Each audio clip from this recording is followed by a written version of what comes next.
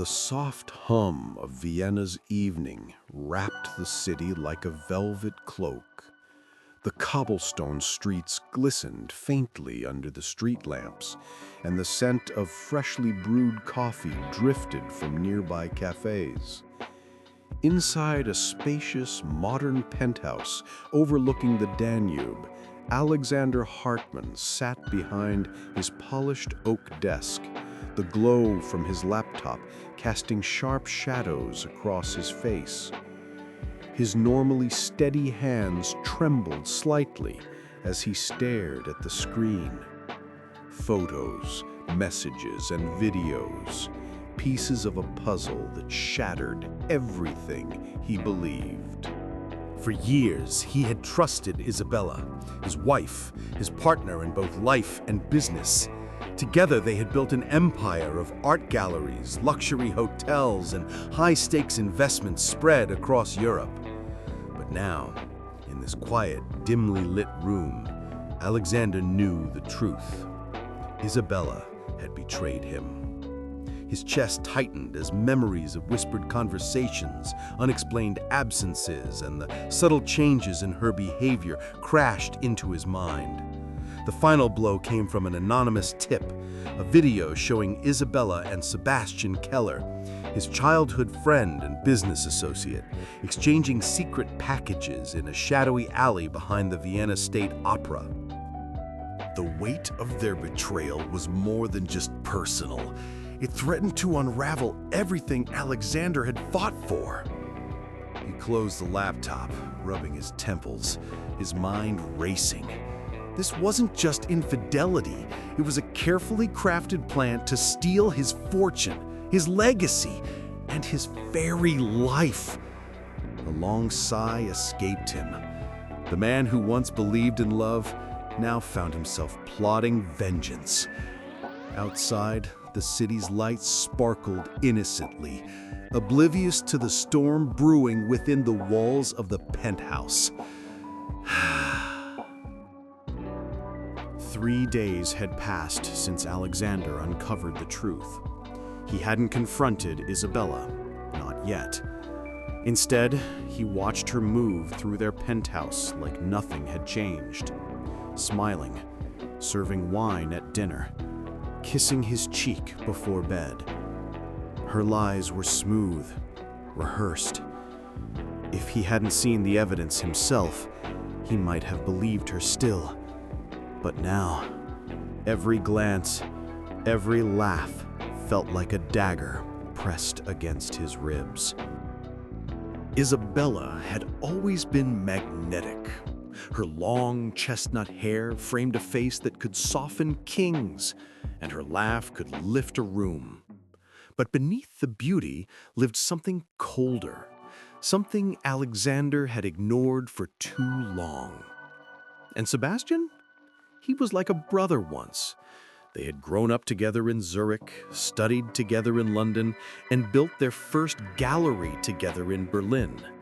Alexander trusted him with everything, including his heart. That trust had been a weapon. But Alexander was not going to be their victim. No, he was going to be their lesson. He met with only one person, Amelia. She had been his assistant for 7 years, fiercely loyal, sharp as a blade, and quietly in love with him. She never said it, never needed to. Alexander saw it in the way she looked at him when she thought he wasn't paying attention. He handed her a flash drive. "I need this traced. Find out who else is involved. Bank accounts, property transfers, anything." Amelia's eyes darkened with understanding. "Are you sure you want to go this far? I'm already in hell. Might as well walk through the fire." It took her 2 days. When she returned, she had everything. Secret offshore accounts in Monaco, a shadow company in Sebastian's name, and messages from Isabella requesting final steps before Alexander's next birthday.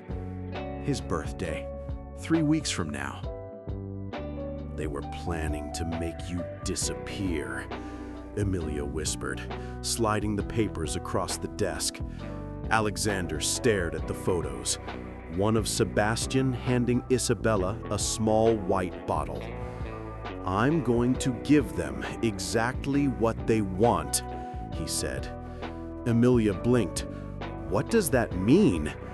"I'm going to die." It was all carefully orchestrated. A planned business trip to Milan, a staged car accident, a fake death certificate. Contacts in Interpol helped him vanish quietly in exchange for exposing the laundering scheme he had just uncovered. By the time his black Bentley crashed through the guardrail along the road to Lake Como, Alexander Hartman was already gone. His body was never recovered. News of his death spread fast. Front-page obituaries, candlelight vigils outside his galleries, public mourning. And Isabella? She cried on national television, her performance flawless. Sebastian stood behind her, hand on her shoulder, eyes red.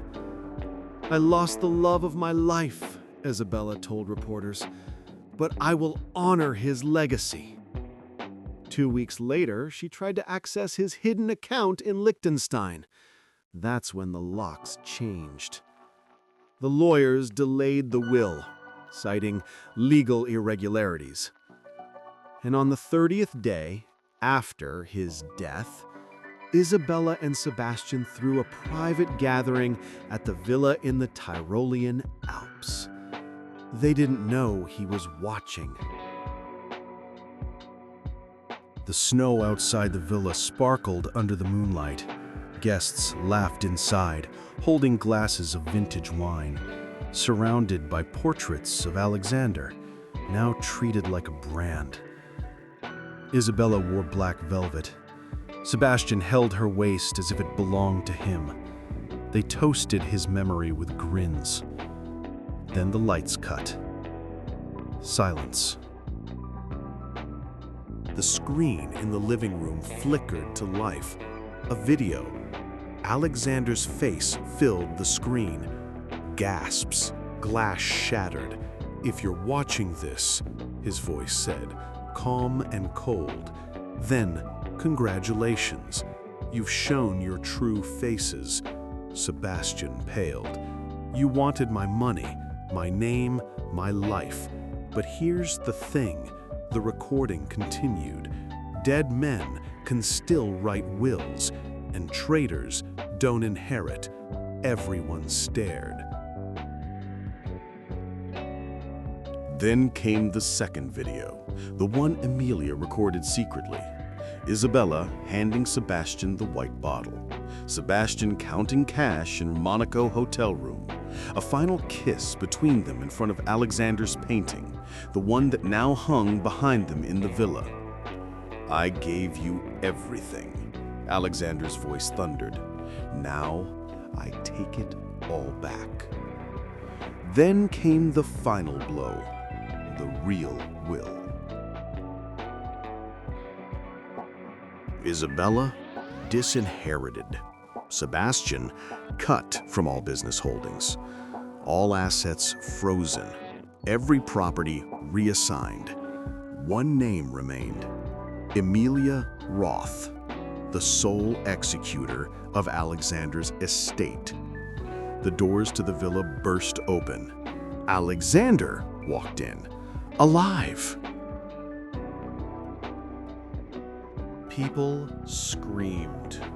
Isabella stepped back, her hand shaking. "You're dead," she whispered. "I was," he said, "but not anymore." Sebastian lunged at him. Alexander didn't flinch. 2 Interpol officers emerged behind him, guns drawn. "You're under arrest," one said, "for attempted murder, fraud, and conspiracy." Handcuffs clicked. Sebastian shouted, "She planned it! She told me to—" "I have everything on both of you," Alexander said coldly. As they were dragged away, Isabella turned one last time. "Why, Alexander?" she asked. "You loved me." He looked her dead in the eyes. "I did. That's what makes this justice, not revenge." 3 months later, the gallery reopened in Vienna under a new name, Roth and Hartmann. Amelia walked through the marble halls, checking final details before the unveiling. Alexander watched her quietly. "You never gave up on me," he said. She smiled. "Neither did you."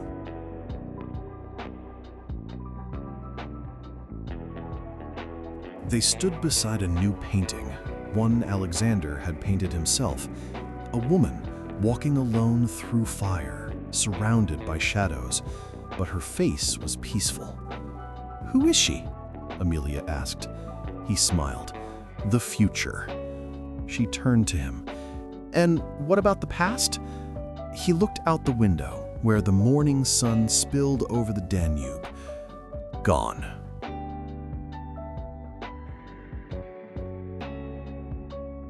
And for the first time in a long time, Alexander Hartmann believed it. He was no longer a man chasing revenge.